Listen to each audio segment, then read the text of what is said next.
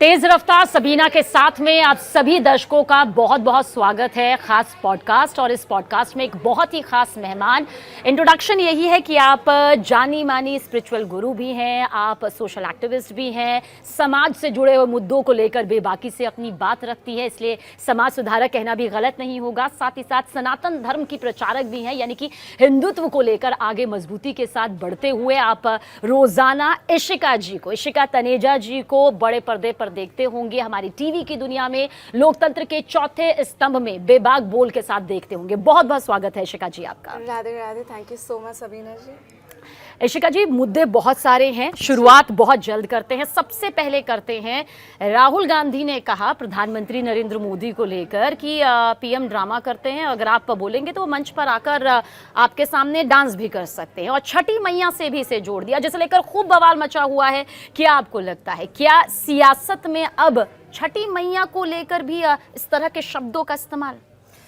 मुझे लगता है कि उनको पब्लिकली आके माफ़ी मांगनी चाहिए, और अब माफ़ी मांगने की तो उनको प्रैक्टिस हो ही चुकी है। कभी भी वो कुछ भी बयान बोल देते हैं, वो बोल देते हैं सारे मोदी चोर हैं, फिर जाके वो उसके लिए माफ़ी मांगते हैं। वो बोलते हैं महात्मा गांधी जी को आरएसएस ने मरवाया था, फिर वो जाके उसके लिए माफ़ी मांगते हैं।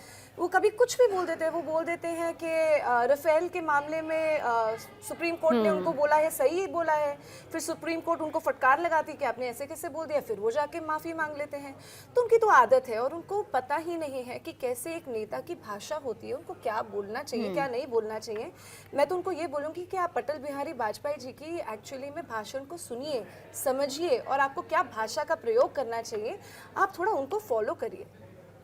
क्योंकि छठी मैया माँ कात्यायनी के ही एक रूप के तौर पर पूजी जाती हैं, और एक अलग ही आस्था का भाव नज़र आता है। और आपको बता दूं कि नवरात्र के मौक़ों पर मैं ख़ास तौर से आपके कई वीडियोस देखती हूँ, जिसमें आप माँ के हर रूप को बहुत ही खूबसूरती के साथ, उसे कुंडलिनी जागृत करने के साथ जोड़कर दर्शकों तक पहुँचाती हैं। आपको लगता है कि जब आप माँ के अस्तित्व पर सवाल उठाते हैं तो वो हर किसी से, हर वर्ग से जुड़ जाता है, और यही वजह है कि छठी मैया पर जो आस्था को लेकर ये सवाल आया, जिसमें कांग्रेस कह रही है कि राहुल गांधी को माफ़ी मांगने की ज़रूरत ही नहीं है, वो गलत कह ही नहीं रहे हैं।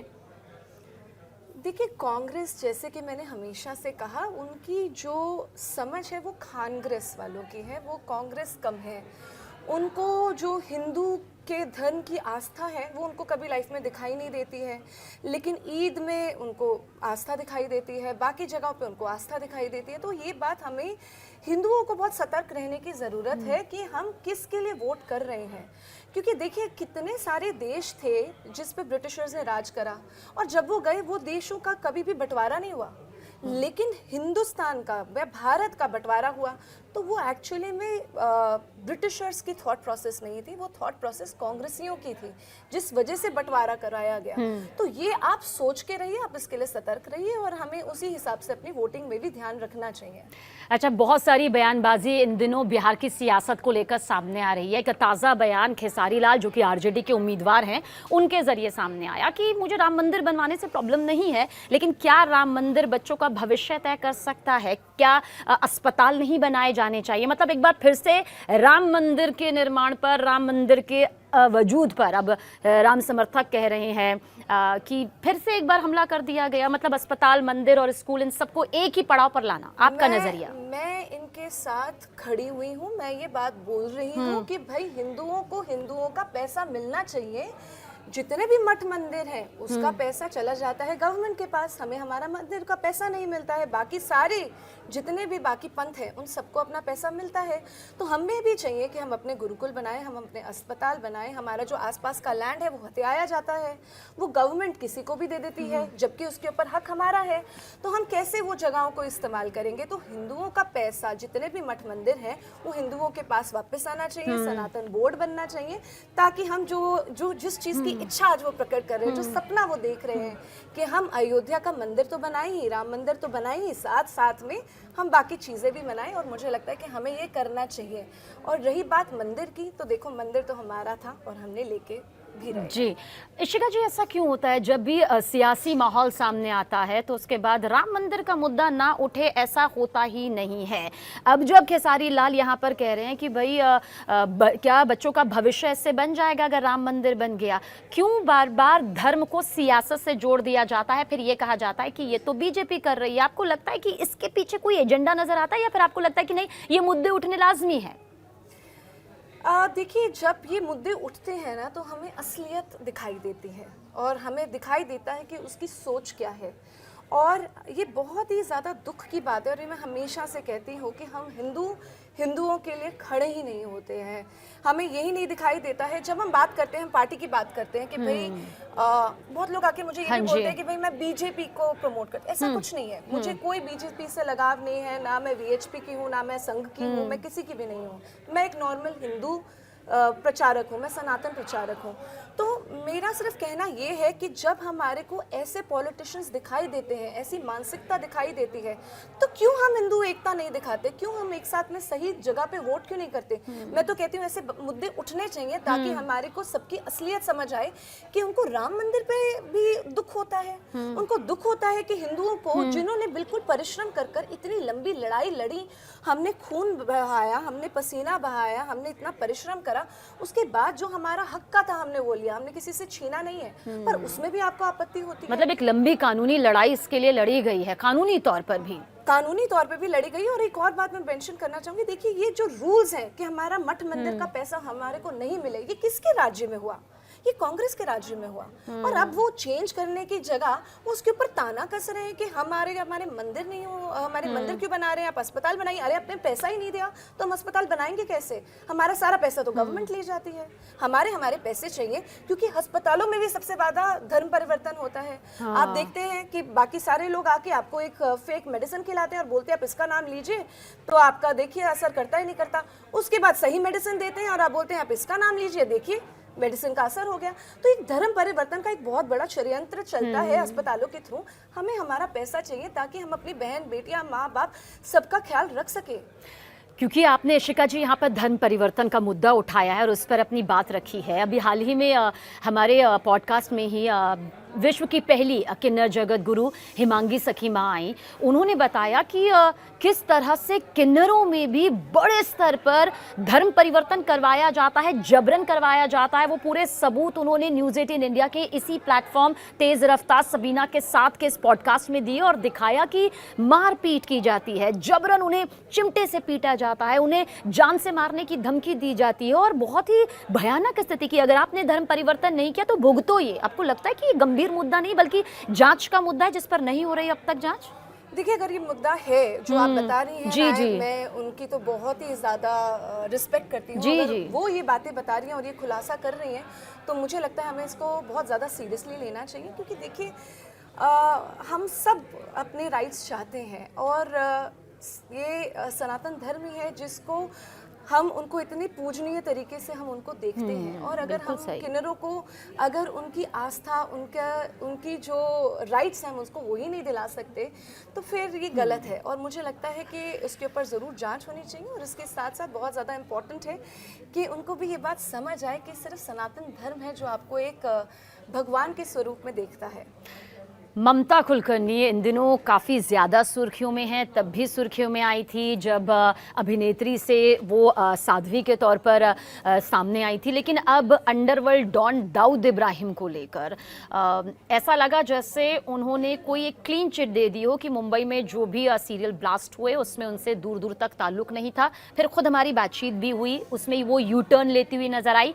लेकिन अब संत समाजों में और किन्नरों में एक अलग से गुस्सा नजर आ रहा है कि ऐसा बयान कैसे दिया जा सकता है। देखिए, ये बयान तो गलत है ही और वो इसका समर्थन क्यों कर रही हैं ये भी समझना बहुत ज़्यादा ज़रूरी है और उनसे पूछना बहुत ज़्यादा ज़रूरी है।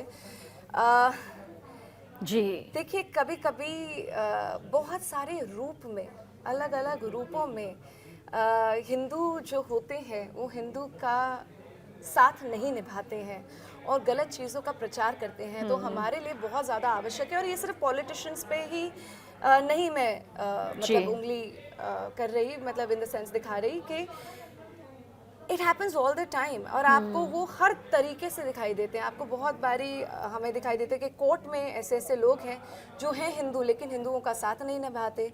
हमें दिखाई देते हैं ऐसे पॉलिटिशियंस हैं जो है तो माँ उनकी है हिंदू, वो हिंदू कोख से जन्मे हैं लेकिन हिंदुओं का साथ नहीं निभाते। अब है जो कुछ कुछ ऐसे हिंदू पद पे आ चुके हैं लेकिन वो हिंदुओं का साथ नहीं निभाते और गलत बयानबाजी करते हैं पर उसके गार्ड में, तो वो गार्ड हमें हटाना पड़ेगा। वो हमारे को एक जो फेक इमेज है वो थोड़ा सा उसको ठीक करना पड़ेगा। अगर वो खुद ही ठीक कर रही हैं तो फिर बहुत ही बढ़िया है, जैसे आपने बोला कि उन्होंने यू टर्न करा, क्योंकि सत्य का तो साथ देना ही पड़ेगा चाहे वो कोई भी हो। जी, जगत गुरु रामभद्राचार्य के भारत को हिंदू राष्ट्र बनाने का जो बयान सामने आया, अपील सामने आई, अब संतों में एकजुटता नजर आ रही है। आपको लगता है कि अब भी भारत में ये अपील की जाती है कि हमें हिंदू राष्ट्र बनाना है, हमें एकजुटता के साथ आगे बढ़ना है, तो क्या बिखराव है, क्या ऐसा बिखराव है कि हम एक साथ नहीं हैं? क्योंकि ऐसे में जो विरोधी होते हैं वो कहते हैं कि जो भी बयानबाजी की जाती है वो इसलिए की जाती है ताकि माहौल, सांप्रदायिक सौहार्द बिगड़े। संत महात्मा जो आते हैं वो कहते हैं कि ये माहौल बिगाड़ने के लिए नहीं बल्कि माहौल सुधारने की तरफ कदम है। आप किस नज़रिए से देखती हैं इसे?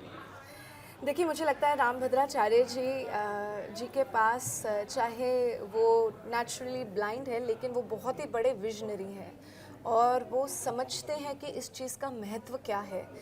देखिए, हमारे पास बहुत ज़्यादा, वो तो सिर्फ हिंदू राष्ट्र मांग रहे हैं, मैं तो अखंड भारत मांगती हूँ और मुझे लगता है कि ये हमारे इतिहास का पार्ट है और इतिहास को बदलने के हमारे पास ये राइट ही नहीं है हम उसको बदलें। और हमारे साथ ये हम सत्य फैक्ट चेक हम देख सकते हैं।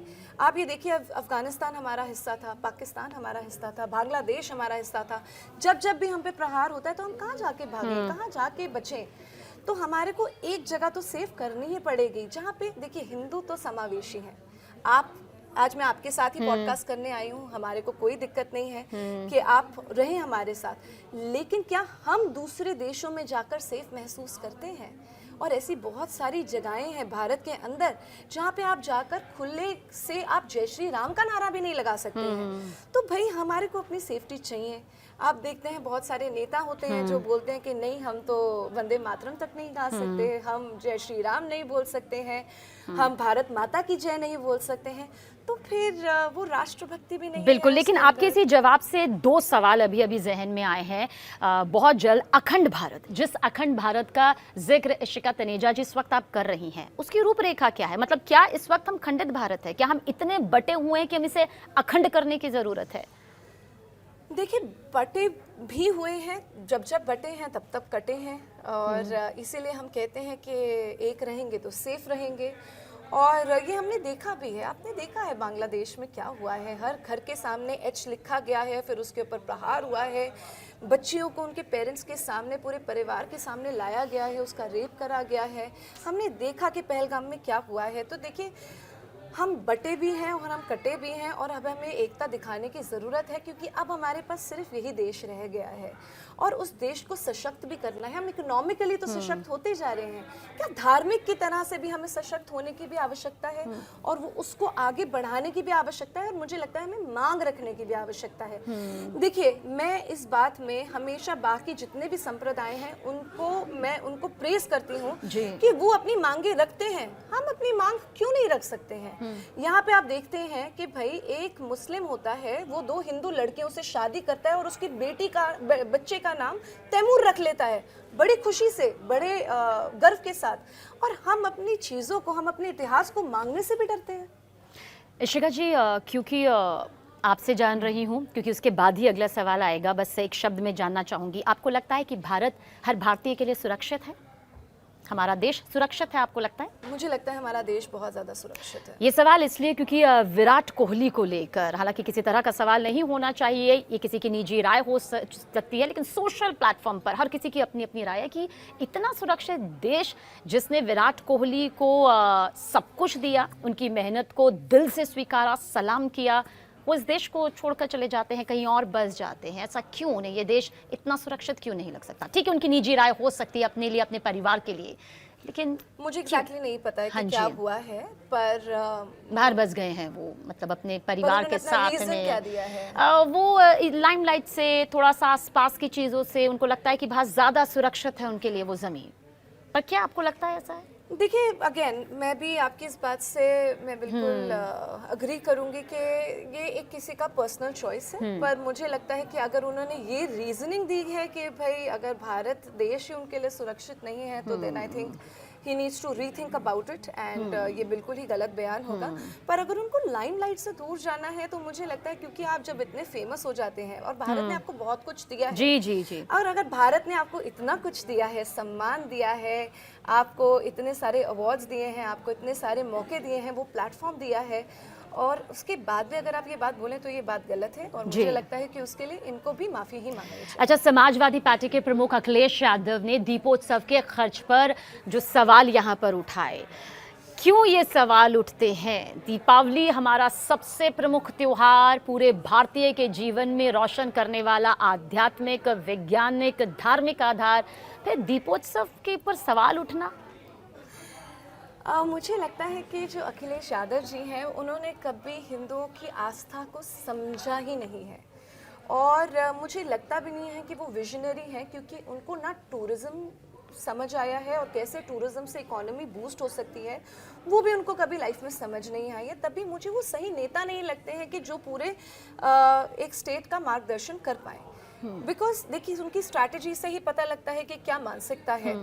सबसे पहले तो मैं ये बात बोलना चाहूंगी क्योंकि मैं खुद सीता मैया बनी थी जी जी, अभी उस सवाल पर भी जरूर आएंगे। हाँ जी, दीप उत्सव में तो जब आप वहाँ पे जाते हैं और इतने दिए जल रहे थे और हम बिल्कुल ऊपर बैठे हुए थे, तो हमें ही मतलब मन में आ रहा था कि जैसे यही सबसे सुंदर तरीका है राम जी और सीता मैया को बुलाने का और उनको वेलकम करने का। और हमारे यहाँ पे तो मानना है कि जब जब राम जी का नाम लिया जाता है हनुमान जी स्वयं वहाँ पे आते हैं, तो जब हनुमान जी वो देखते होंगे दृश्य, उनको कितनी प्रशंसा और इतनी कितनी एक इतना लव महसूस होता होगा कि उनको कितना सुंदर लगता होगा। और दूसरी बात ये है कि देखिए उन्होंने कभी समाज को भी नहीं समझा। अखिलेश यादव जी ने जब एक घर में हम जब दिए खरीदते हैं, हर घर में वो पैसा जाता है, उनकी इकोनॉमी बूस्ट होती है, लोकल टूरिज्म बूस्ट होता है। क्योंकि मैं मिस वर्ल्ड टूरिज्म रही तो मैं ये बात समझती हूँ कि स्पिरिचुअल टूरिज्म हमारी जीडीपी में कितना ज़्यादा कंट्रीब्यूट कर सकता है, और वो जो कंट्रीब्यूशन है वो हमने देखा। हर फ्लाइट ओवर बुक थी, हर जितने भी आपके ट्रेन्स थी वो ओवर बुक थी, हर होटल बुक था। तो वो आपकी जो स्पिरिचुअल टूरिज्म है, एक दिए से उन्होंने इतना बड़ा इवेंट इकट्ठा कर लिया और वो करते जा रहे हैं, उसको और बड़ा करते जा रहे हैं। तो अगर मैं आध्यात्मिक तौर से देखूं तो हमारे पूरे परिवार को वो इकट्ठा कर रहे हैं। अगर मैं सामाजिक तौर से देखूं तो हम सबको वो पुरानी बातें याद दिला रहे हैं, अयोध्या को अयोध्या बना रहे हैं। और अगर मैं इकोनॉमिकली देखूं तो पूरी की पूरी इकोनॉमी को बूस्ट कर रहे हैं, और यही एक विजनरी का तरीका होता है, और ये समाजवादी पार्टी और अखिलेश यादव जी को समझना चाहिए। और यहाँ पर हम बता दें, वैसे हर दिवाली बहुत ही सौभाग्य से भरी होती है, लेकिन इशिका जी के लिए और जो इशिका जी के फैंस हैं, उनके जो फॉलोअर्स हैं, उनके लिए तो बहुत ही सौभाग्यशाली इसलिए रही क्योंकि इस बार आपने माता सीता का रूप धारण किया और खुद सीएम योगी आदित्यनाथ उन्होंने आपके चरण स्पर्श करे, क्योंकि सीता माता के किरदार में यहाँ पर नजर आई। कितना ज़्यादा वो पल अलौकिक रहा इशिका जी, अद्भुत रहा जब आप इतनी खूबसूरत लग रही थी और साक्षात माता सीता के रूप में यहाँ पर खुद सीएम योगी आपके सामने थे। कैसा था वो पल? जी, यही उनकी सुंदरता है योगी जी की। देखिए योगी जी जब हमसे मिले थे, पहली बात तो ये है कि जब मैं सीता मैया बनी थी, मेरे लिए इससे बड़ी सौभाग्य की बात नहीं हो सकती। एक तो अयोध्या के राम मंदिर के लिए सीता मैया का अगर आपको ये मिले सौभाग्य कि आप वो बन पाए, इससे ज़्यादा ऊपर, इससे ज़्यादा बड़ा कुछ हो ही नहीं सकता है। और दूसरी चीज़, मैं योगी आदित्यनाथ जी की तो बहुत ही बड़ी फ़ैन हूँ। मुझे लगता है कि ऐसे होने चाहिए जो धर्म, वो सिर्फ एक माला और भाला लेकर नहीं चलते हैं, वो एक विजन के साथ भी चलते हैं। तो वो ही सबसे ज़्यादा सुंदर एक नेता की पहचान होती है कि आप धर्म को भी साथ में रखें, आप शास्त्र को भी साथ में रखें, और आप सही जो आपको पद मिल रहा है आप उसको भी सही तरीके से करें। तो मैं तो उनकी इतनी बड़ी फ़ैन हूँ, तो मैं तो 2 मिनट के लिए भूल गई कि योगी आदित्यनाथ जी के सामने मैं सीता मैया के अच्छा, क्या वो भूल गए कि मैं इस वक्त में, उनको क्या ऐसा महसूस हो रहा होगा कि मैं तो साक्षात सीता मैया के सामने हूँ, श्री राम यहाँ पर और माता सीता जानकी जी जो है आप साथ, मतलब क्या उनका वो रिएक्शन था, उनके हाव भाव कैसे थे जब बिल्कुल आपके सामने वो थे? मैं यही बताना चाह रही हूँ कि देखिए हमारे लिए, मैं तो सीता मैया के रूप में थी, तो मैं तो 2 सेकंड के लिए भूल गई कि मैं सीता मैया हूँ और मेरे सामने योगी आदित्यनाथ जी हैं। लेकिन योगी आदित्यनाथ जी ने कभी ये नहीं सोचा कि वो सीएम है और एक मैं साधारण सी धर्म प्रचारक हूँ। मैं कौन हूँ? कोई भी नहीं। पर उनका वो समर्पण, वो सीएम की तरह से नहीं खड़े थे, वो एक सेवक, एक आस्था से भरी नजरें जो उनकी थी, वो सच्ची में हमारे में राम और सीता देख रहे थे।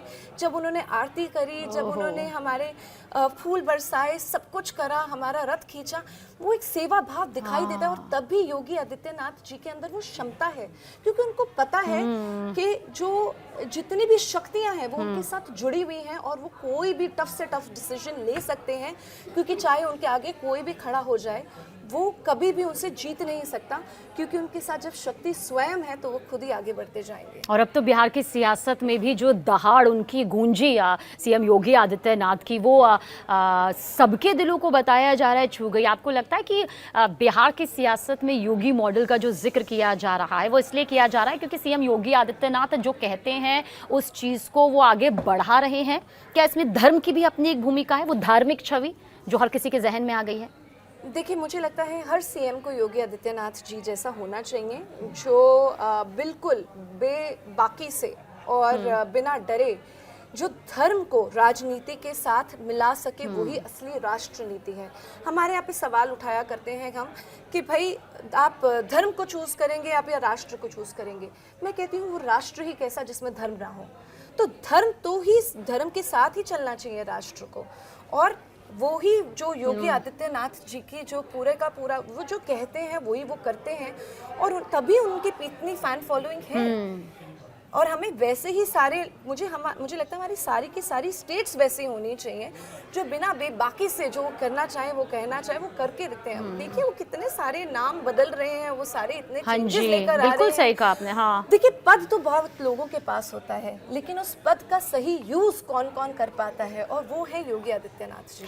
अच्छा इशिका जी, तो देश के असली रावण यानी कि देश के असली अहंकारी कौन है आपके नज़रिए से? मतलब कौन है जो इस भारत को अखंड भारत बनने में सबसे ज़्यादा अड़चने लगा रहे हैं? कौन है जो देश का सांप्रदायिक सौहार्द बनने नहीं दे रहे हैं? कौन है वो देश के असली रावण आपके नज़रिए से? देखिए निजी मुझे राय।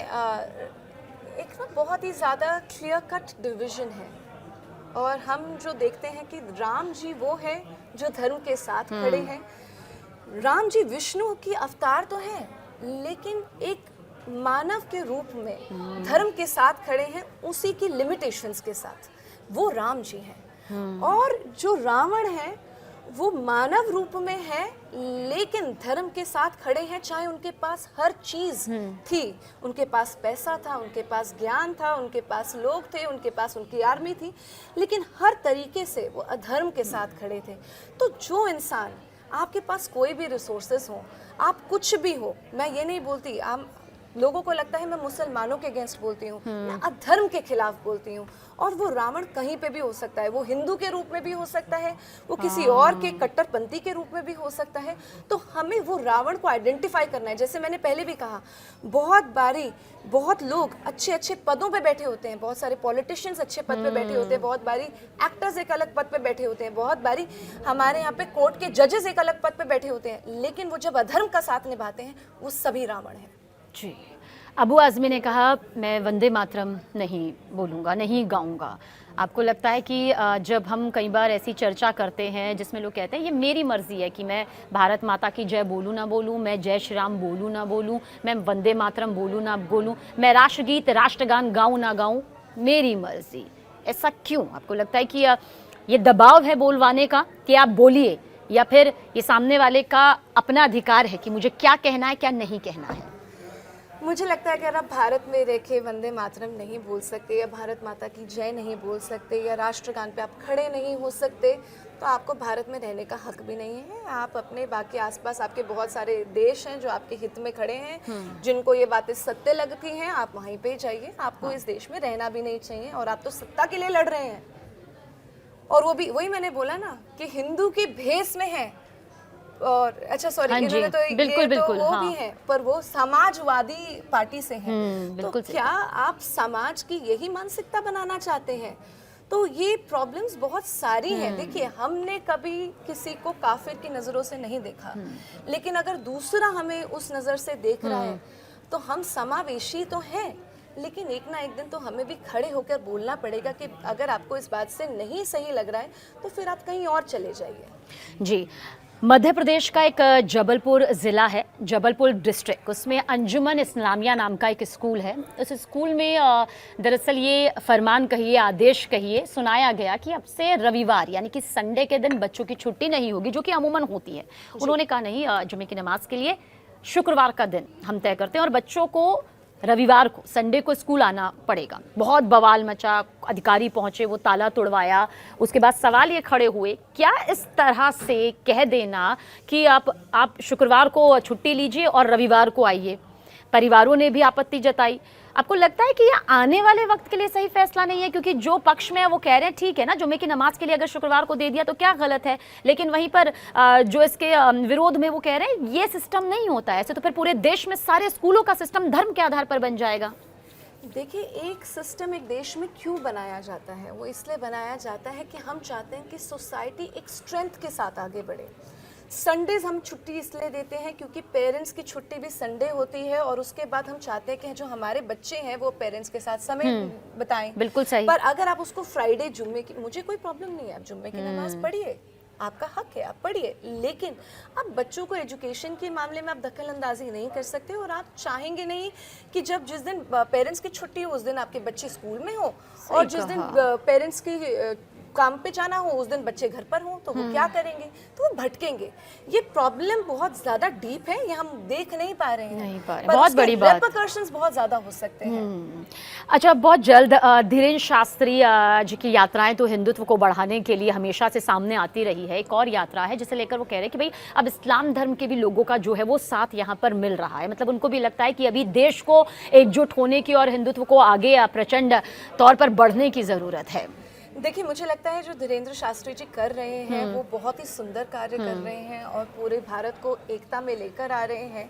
मुझे लगता है बहुत ही काबिले तारीफ कार्य है ये, और मुझे लगता है कि अगर इसमें सब साथ दे ही रहे हैं तो इससे ज़्यादा सुंदर बात नहीं हो सकती है। और मुझे लगता है कि अब उनको घर वापसी के लिए भी प्रेरणा देनी चाहिए। इशिका जी, आप बेबाकी के साथ जब बोलती हैं टीवी चैनल्स पर, डिबेट शोज़ में जो चर्चा होती है, पॉडकास्ट में, कहीं ना कहीं ख़तरा महसूस होता है, कहीं ना कहीं धमकियों का वो सिलसिला? क्योंकि अब तो जो भी बोल रहा है धर्म के साथ बोल रहा है, हिंदुत्व को लेकर बोल रहा है, हम सुनते हैं उनको जान से मारने तक की धमकी आ जाती है।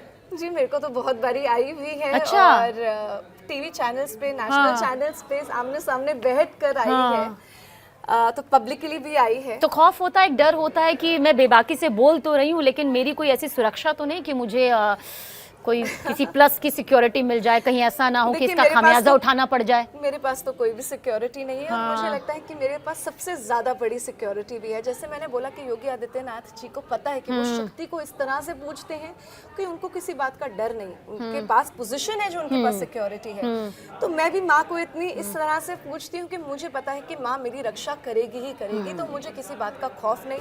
और जब आई हैं यहाँ पे तो हमारे यहाँ पे तो हमें जन मिलते रहते हैं। अगर कोई सत्य या धर्म का साथ देने के लिए अगर मुझे दूसरा जन्म भी लेना पड़ेगा और कोई मुझे उसके लिए दबाएगा तो मुझे वो भी मंजूर है। अच्छा, धर्म से सियासी दुनिया यानी कि सियासत की तरफ बढ़ने में कोई दिलचस्पी? नहीं, बिल्कुल भी नहीं। और कभी किसी पार्टी से अगर कोई ऑफर आया कि चलिए बिल्कुल ये विचारधारा हमारी पार्टी से जुड़ी हुई है, हमारे हिंदुत्व की सोच से जुड़ी हुई है, तो आप हमारे साथ क्या सियासी तौर पर जुड़ेंगी?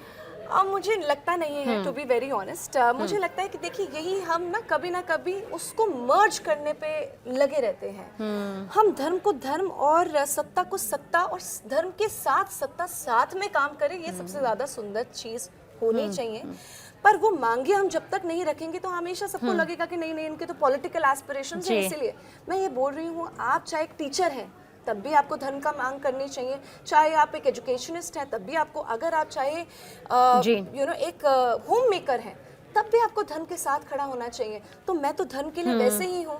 तो मैं पॉलिटिशियन से तो अपेक्षा रखूंगी कि वो सही काम करे, पर इसका मतलब ये नहीं कि मेरे पॉलिटिकल एस्पिरेशंस हैं। जी, केंद्रीय गृह मंत्री अमित शाह ने कहा कि पहले तो आतंकवादियों को बिरयानी खिलाई जाती थी, यानी कि सीधे तौर पर कि मतलब जो सख्ती होनी चाहिए वो नहीं होती थी, लेकिन इन 11 सालों में पीएम मोदी के जरिए और जो मोदी सरकार का ये पूरा कार्यकाल अब तक चल रहा है उसमें सबकी खैर खबर अच्छे से ली गई और आतंकवाद को खत्म करने के लिए वो कोशिश की गई जो पहले कभी नहीं उठाई गई।